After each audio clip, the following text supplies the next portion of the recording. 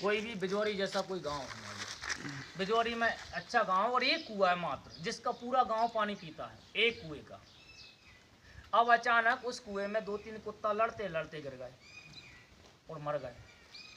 पूरे गांव में पंचायत बुलाई कि अब का करो जाए, ये कहीं कुआ है तो पानी तो नहीं, पंचायत है समझ में ना आई।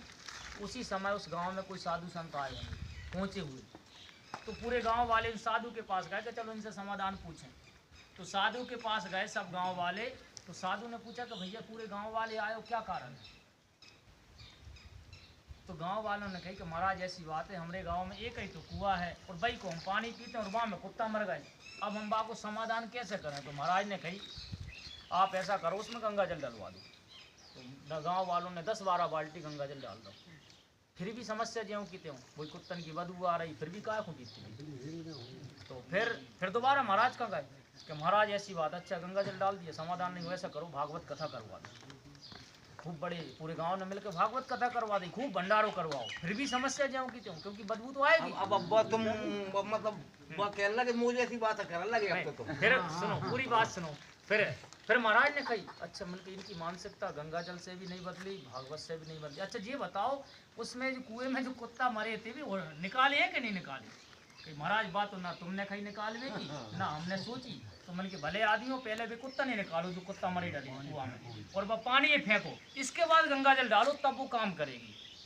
तो इसका मतलब ये है कि पहले काम क्रोध लोभ रूपी ये 3 कुत्ता हैं वो हमारे अंतःकरण में सड़ रहे हैं। ऊपर हम भगवान का कथा कर रहे हैं, ऊपर सब कुछ सत्संग कर रहे हैं, जब तक काम क्रोध और लोभ रूपी जो मरे हुए कुत्तों को बाहर नहीं निकालेंगे तब तक हमें धर्म पुण्य का पूरा लाभ नहीं मिलेगा।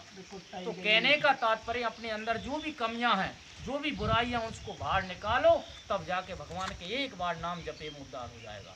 हम नाम तो जप रहे हैं लेकिन अंदर की बुराई नहीं छोड़ रहे हैं।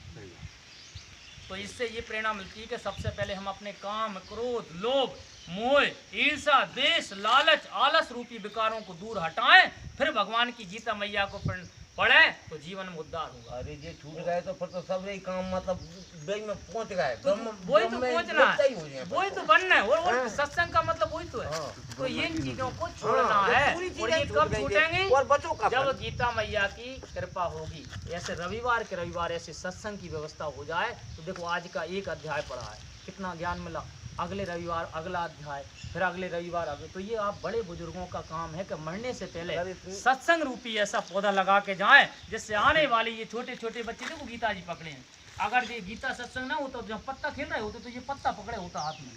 तो ऐसे कम से कम बड़े बुजुर्गों का काम है अभी भी आंखें खोलें, ऐसा सत्संग रूपी पौधा लगा के जाएं जिससे आने वाली पीढ़ी सत्संग से लाभ ले और पूरे बिजौरी गाँव का नाम अशोकनगर जिले में नंबर बने। ये है परंपरा, ये आपके ऊपर है, कर जो चाहे वो कर सकते हैं। तो ये कब होगा? जब गीता जी को पढ़ेंगे। तो आइए अगले श्लोक पढ़ लेते हैं। माँ की आप सभी तो सज्जन है, आप सबके हृदय में बैठे हुए परमात्मा को कोटि कोटि प्रणाम।